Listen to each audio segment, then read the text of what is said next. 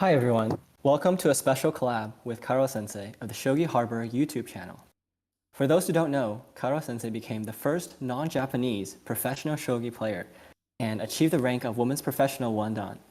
Karo-sensei, thank you for taking this initiative and providing us with your time and your invaluable insights. Hello, thank you for having me. Yeah, I'm delighted to welcome you to the channel. So today we'll be taking a deeper dive into a critical moment of the game between lighttodie and Toyama sensei. It's a follow-up to the game analysis video posted on Shogi Harbour, so please watch it on Karo-sensei's YouTube channel. So, Karo-sensei, could you please tell us a little bit about why it's important to perform this kind of deep analysis, or what we're hoping to gain from doing this? So previously we were analyzing the game widely. We looked at the whole thing, we discussed the flow of the game.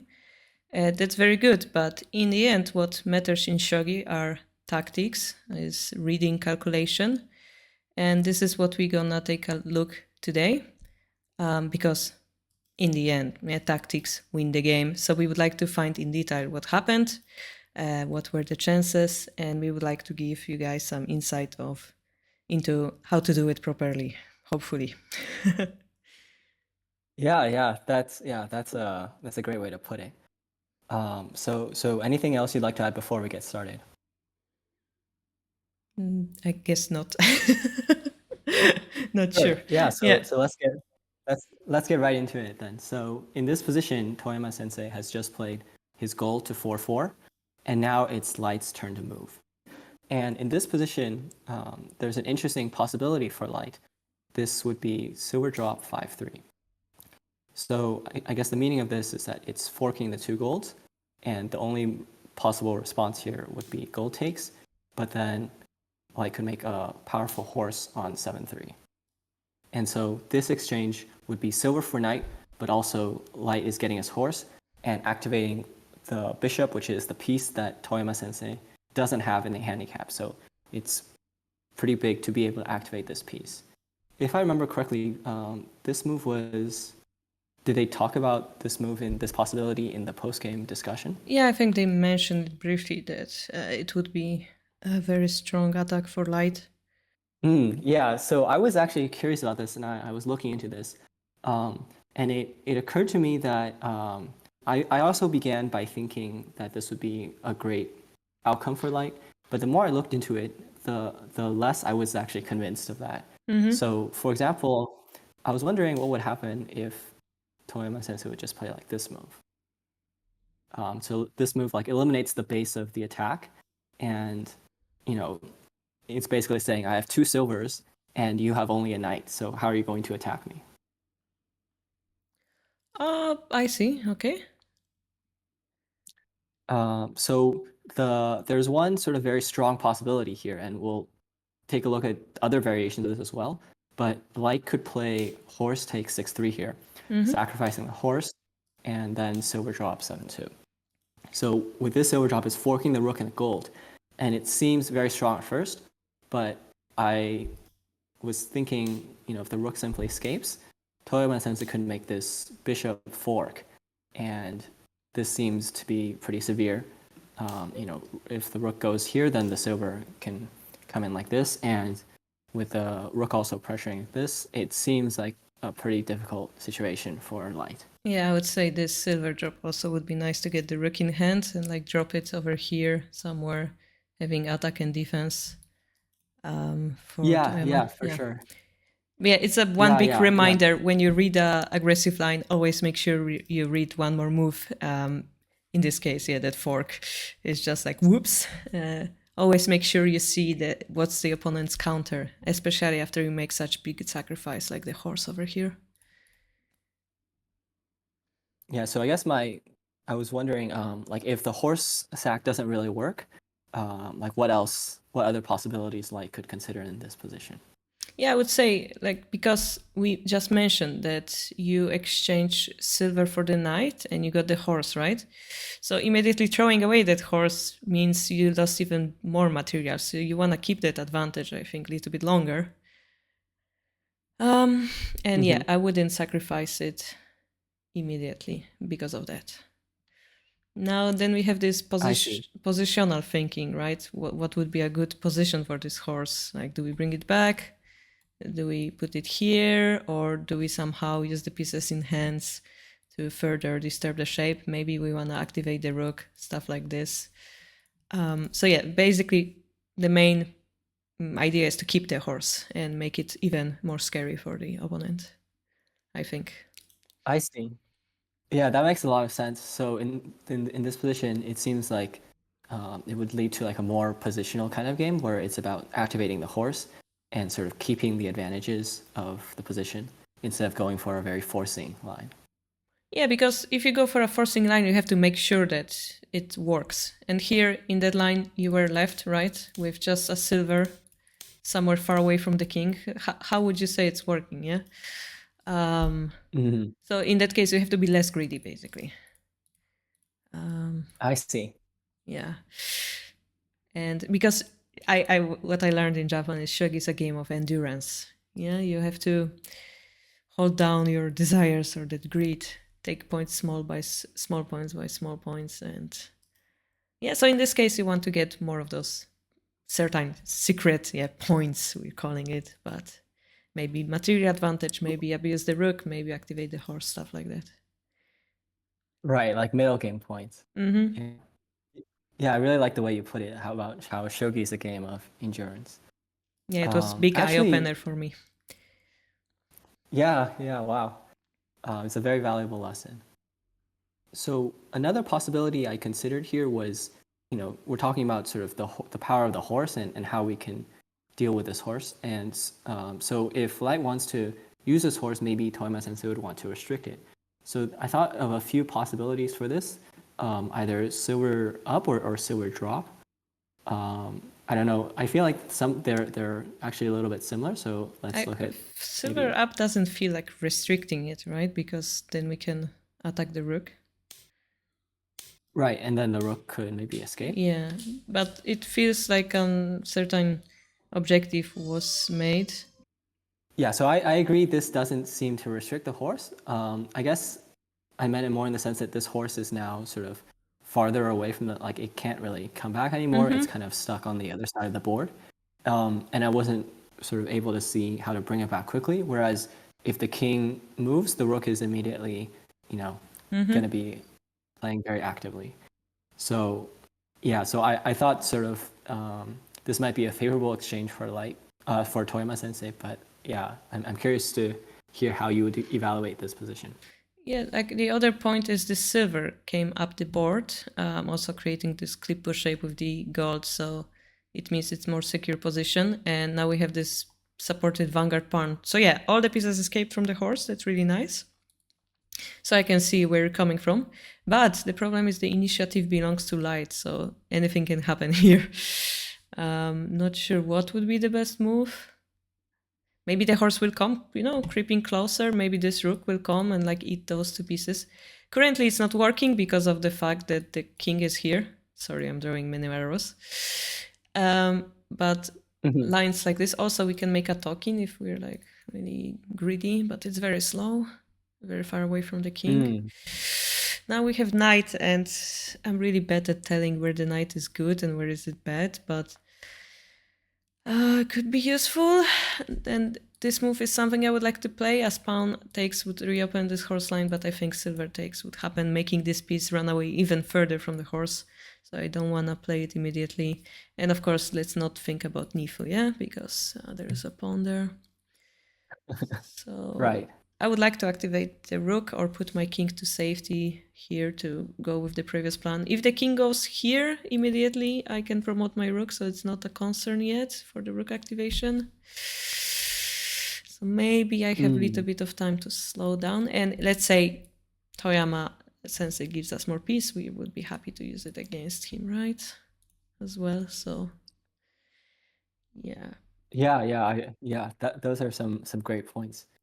I think king, maybe the move I would play is the king escape. But the only thing I would add in regarding to the knight was that I thought it might be possible to activate it like this. I thought about it, but I didn't But yeah, like it. I thought there was no continuation. follow up here. Yeah. like here, this Yeah, is gonna come in it's and called joining takes the pawn. rook take. Yeah, really nice technique to know. Yeah, it's a joining pawn. Yeah, like if we do like this, double pawn drop, and Yes. suddenly we don't have time to, for example, protect the knight. But in this case, as you said, taking this will happen. Just explaining in detail so that the viewers can follow. Sorry. Sure. No. Yeah. That's very important. Yeah. So I thought the conclusion was that after this pawn drop, that even if this happens, it seems like the knight wasn't really activated, and meanwhile the other knight was activated to the piece stand. Yeah. So we were talking about Toyama Sensei giving the silver in hand, but look, we gave away the knight, so this time it would be more useful to Toyama Sensei, I think. Right. Exactly. Yeah, I agree 100%. And we're gonna get that talking, obviously. Yeah, I mean, it's a disaster for black, for handicap receiver here. Yeah, that makes a lot of sense. Yeah, so I guess let me just add, because it's a disaster, yeah? I just want to add the knight drop would be an overplay. Oh yes, this knight drop. Yeah, let's give it a name. Yeah, an overplay. An overplay is what exactly constitutes an overplay? Yeah, basically you were too greedy and you didn't read deep enough. You were thinking only about the good outcome, but the opponent had a good counter attack, so you fail. Yeah. So don't play like this, I guess. Don't be greedy. Yeah, always. This is why perhaps in Japan they always talk about respect. Respect your opponent, and this way you will kind of expect that they might have something strong waiting for you, like an ace in a sleeve. Yeah, you will be always thinking, I know he's strong, so something might come up, so I have to be prepared. Yeah, type of mentality. So don't be greedy. Don't be wishful. Like, he will just play this and this and this, and then whoops, turns out there was something more.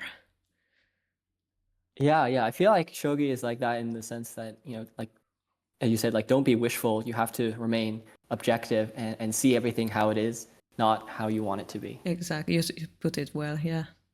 Thanks. So I guess my conclusion was that after this horse making, there were several possibilities that Toyama Sensei could try to, I guess, counter or maybe take the game in a direction where light wouldn't necessarily have a clear advantage.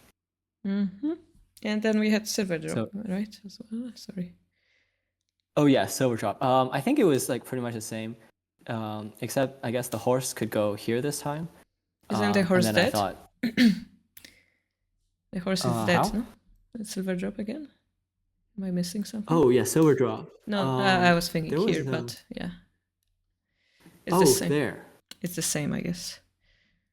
Oh yeah, so I was thinking that after this silver drop, this might be working out because I see. There's no more silvers to drop. So then, giving the bishop for the rook, giving the bishop for the rook is I don't know. Yeah, so in that case we wouldn't exchange the rook and the bishop immediately, but we don't have a follow-up piece. Yeah, that's the problem. Like we don't have the silver drop anymore. So this is a nice hint that sometimes the variations look the same, but they will have those tiny differences that make huge difference. Yeah, as a result. Yeah. It's very tricky having to see all the nuances and being able to evaluate them accurately. Yeah. So also the silver drop didn't seem to be working well. Yeah, that was the point, or. Sorry, I clicked on a move and it just deleted everything. It's okay. Yeah.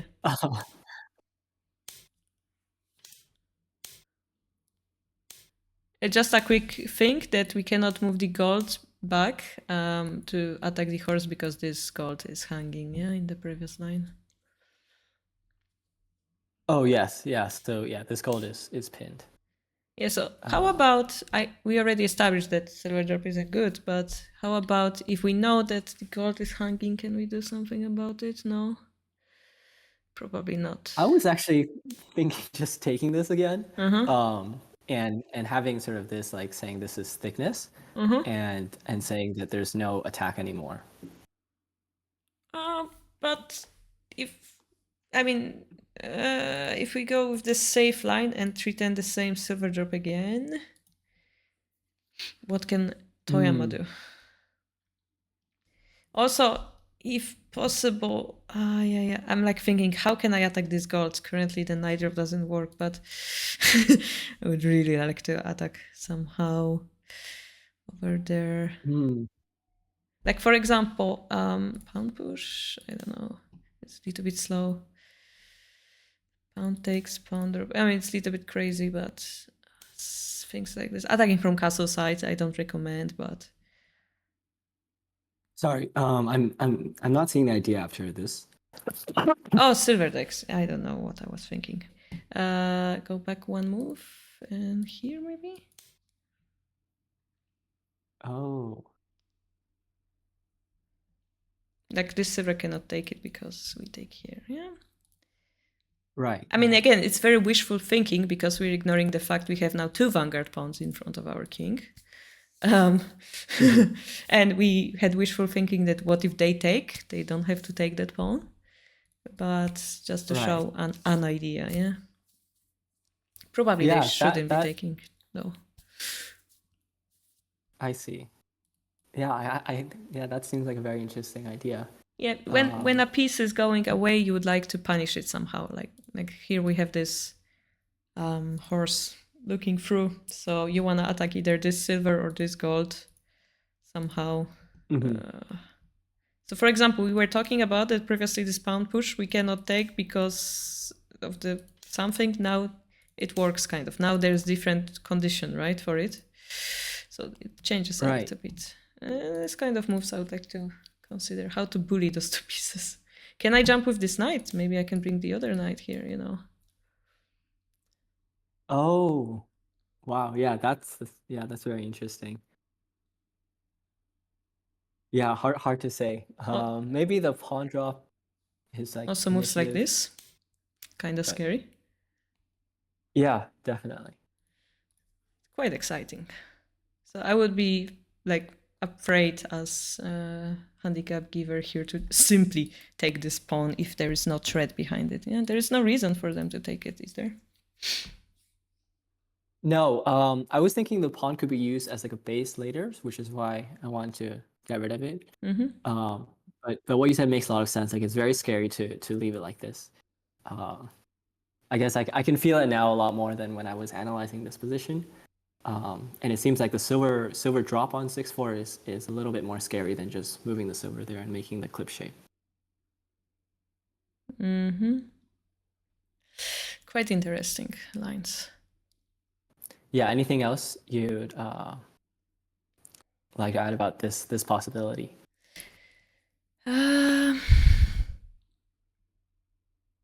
Yeah, so like generally speaking, in this way, we had this one position and we had 3 different variations? 3 or 2 was it? 3, right? Sacrifice was the third one. The most aggressive, and then the most conservative, which is use a piece in defense, right? So in this way, one can analyze a position going through. Usually, I don't know about you, but usually you have to read the most aggressive line first. Because those are the most dangerous and the fastest ones. And if they work, they work. If they don't, then we have to go conservatively. Yeah, I try to do that. I think the issue for me is sometimes I miss the most aggressive moves, and so they catch me by surprise. But I guess to add to what you said, like it's important to consider the really aggressive options and sort of prioritize them, and sort of have the vision to be able to see what your opponent might do next. Same in the openings, actually. Like you have to learn the rapid attack first, so that you don't immediately lose the game if it happens. And then if it doesn't happen, you can slow down. So the most important is surviving the first engagement or the most aggressive one. Similar, it happens in middle game and end game, yeah. Yeah, that makes a lot of sense.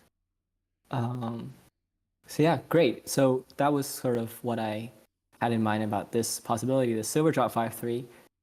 At first I thought it looked really good, but it still seems I also difficult. had a question for you. Like, have you considered this move? Sure. Yes, I thought about it briefly. I thought it would be too much to give two pieces for one, especially since Mm-hmm. well, after just taking everything, the bishop drop doesn't really exist anymore because the gold is in the way. Mm-hmm. Um, Yeah, so and the king is in immediate Mhm. danger, as opposed to the previous line. Maybe we can point that out. Yeah, there's like Yeah, silver drop or ideas. here, yeah. Yeah. Oh yeah, that seems even better. Um, yeah, so Just to I mean, show small there's just difference, yeah. oh yeah, definitely. The not having a bishop drop just makes it it changes the evaluation completely, I think. Also, I think light has one more piece, actually. Not sure. Mm. Was it? I cannot calculate my old Shogi brain. Uh, because we are sacrificing a silver and then dropping a silver. So now we have that other silver in hand. So we have two silvers instead of one, right? Oh, right, yeah, that's very important. Yeah. So small difference is a big difference.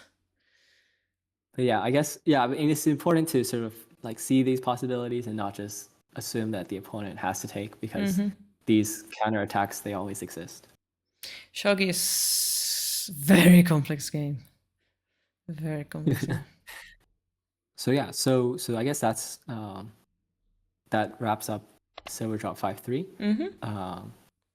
And in the game, light continued with pawn drop 2-4. A very nice attachment, and after takes, the rook became very active. So Toyama Sensei defends with a silver drop, attacking the rook, but if light runs away, it's kind of losing the initiative a little bit. So instead, he steps in with silver drop 4-1. And this is I think this is a pretty well, it's clearly it was a very well thought out idea. So one idea is that after king takes, the rook comes in and promotes, and if Toyama Sensei takes the silver, it wouldn't be very interesting to trade off the dragon. But I think light could play this knight drop, and so if the king sort of escapes, then the dragon can come in like this, forking the king and the silver, and this would be the attack would sort of continue very strongly after this. Whereas this could also be considered, and once again, I think going like this, it hands over the initiative. And couldn't he like make a drop ideas, check maybe. with the dragon on 2-2? Yeah, that was you predicted exactly. So I thought this would be possible as well. So in this way, if the king runs, the attack would continue like this. And it's hard to see. Oh, beautiful. Yeah. Beautiful. So yeah, I thought, I mean, these ideas are sort of they come like one after another, and it's like they're like chained in like this beautiful continuation that it just like keeps coming one after the other. So this is what we call sabaki, right? The rook became a dragon and became a very, very active and scary piece. So this is what would be middle game objective achieved for light, sabaki of his big piece. And in this case, it would be immediately endgame because the king is right there. Exactly. Yeah, I really like the way you describe the what happened sort of in this flow. So I guess for those reasons, Toyama Sensei couldn't take this pawn, and so he pretty much had one other option, which he did. He took the silver. And yeah, so many pieces are hanging in this position, and I wanted to take a deeper look into this moment of the game. So the rook is being attacked, but also this rook is being attacked. And I wondered what would happen if light would simply take and make it to king. And after silver takes, it seems like the attack is failing a little bit because the bishop is not really participating, and it's only the king and the rook that can really participate actively. But there is a continuation in the form of this rook drop, forking these two pieces as well as this one. But the 4-4 goal is more important. Well, if the king runs here, it's gonna be over. So the king has to run here, and light can take this gold. It's not quite the end of the story because Toyama Sensei has this powerful fork that can make a dragon and take the bishop, and the dragon is also now helping in the defense of the king. How about And so, instead of taking the gold, mhm. we push this pawn. Oh, And then we exchange bishop for silver and then take the gold to have one more piece. so after king takes, Yeah, we can bishop take this. takes, Yep. and then maybe something like this, Yep. And then we could, and then taking that. yeah, let's say there, yeah. Oh, I see. Ah, I hadn't actually, this possibility hadn't occurred to me. I mean, temporarily it's very scary because they have two diagonal pieces. And we give away the initiative, but also it feels to me like this check is pretty powerful. Right, yeah, I think maybe one possibility could be just taking this to bring the dragon closer to the king and also get a knight. Now the question is, do we go here or here? I mean, taking the knight going for fork is nice, but we don't really want to do that as the king can enter. Right. Okay, let's say we take the silver. Just took the material back. And then treat then silver drop or something. Yeah, that's the silver drop would be very severe because it would cut off the king's escape. Although you have to read the opponent's attacking moves as well. Yeah, the knight drop is it checkmate trade actually? He shit these, yeah. Yeah, it seems. Yeah, I'm not sure. Checkmate actually. Bishop drop, bishop I think sacrifice. it could be. Possibly checkmate, yeah. But starting with bishop sacrifice here. Yeah, yeah. You can try to read it. Oh, I was wondering. Also, this bishop is forking the king and the silver, actually. A gold drop. Oh, right, yeah. Gold drop, king runs to the right.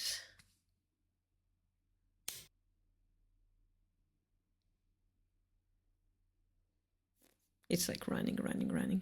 Am I missing something simple? Running. Bishop drop. They're gonna check. Karo, you're missing simple tsume. They're gonna write in the comments. No, I actually don't see tsume either. I mean, bishop drop I think was tsume, but pretty. Oh yes, here. Yeah, like no, like take. Oh. Take bishop drop. And then c-sharp sacrifice. There's a knight here, right? So. Right. Then if silver blocks is like the best, I think. No, we just drop at the head. Yeah, anything we drop the silver and the gold, it's gonna be checkmate. If the silver goes back to create an escape route, we just drop silver at the head and pick it up. So yeah, that's one possibility just to make it easier. Yeah. Right. Yeah. So even though this variation looks cool, this knight drop I think is very powerful. We would have to take it, right? Take it off the board, maybe. Yes, I agree. So after this knight drop. So we're entering kind of like this endgame calculations. Which move gives us the most life to our king? Yeah. Here, let's say I take it with the gold, so that if pawn takes, it's not attacking it, as opposed to silver takes. And then we go the same line. How does it change? Yeah, we gave them one more piece. We have to calculate that. Yeah, it's hard to say. But I think for me, I would feel like more confident as Toyama Sensei here, just because, as Light here, because Toyama Sensei's king is kind of surrounded, whereas Light's king is kind of, it's almost in like a Z kind of shape, where it's very hard to checkmate this king, whereas Toyama Sensei's king might already be in threat mate, so it's kind of like a one move situation. Yeah, but if it's one move, how can you be confident for Light? Yeah, this is not a checkmate threat actually. is it? There's a dragon here protecting, yeah? Yeah. It's not that easy. What if we drop the bishop, yeah, combo? Defensive, offensive move. Uh-huh. How would you decide the game, yeah? Not that easy. That's a very good question. Actually, it is a checkmate highlight.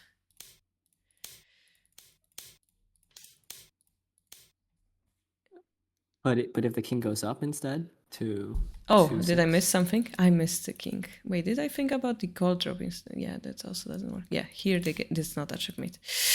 Gold drop. Yeah, I was looking at the silver. Maybe Yeah, it doesn't work. maybe pawn drop instead. Dragon takes.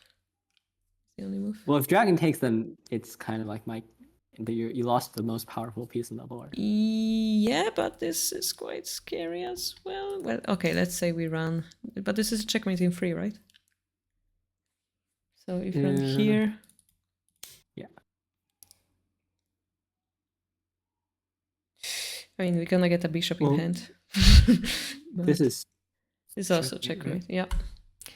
So here it was like this. Yeah. So yeah, we have to give it a dragon. And I think silver takes might. Yeah, and then we have to take it with the, because if king takes, we have the rook drop, right? Oh, wait, yeah, the rook drop, yeah. Oh, right. Yeah, the pawn drop is super good. But yeah, you're right. Light is It's better tricky, here. Right? yeah.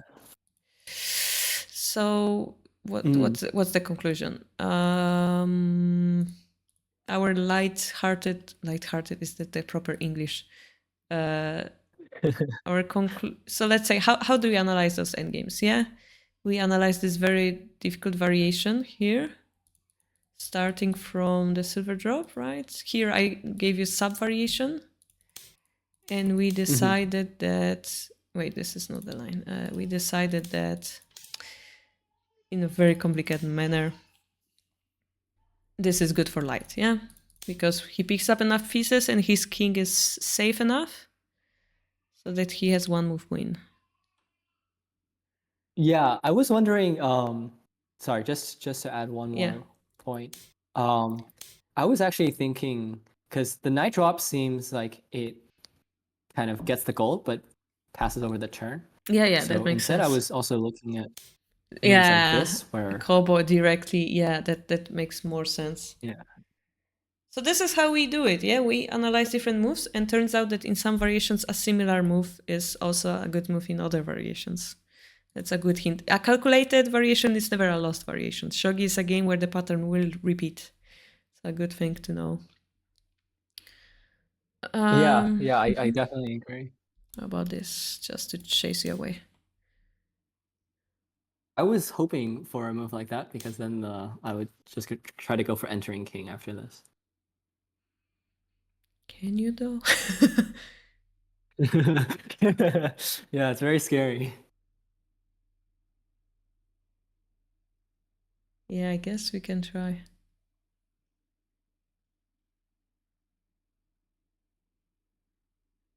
Yeah, I wouldn't want to play this position. But there's no other move. Yeah. Like, your bishop drop is very strong. It's threatening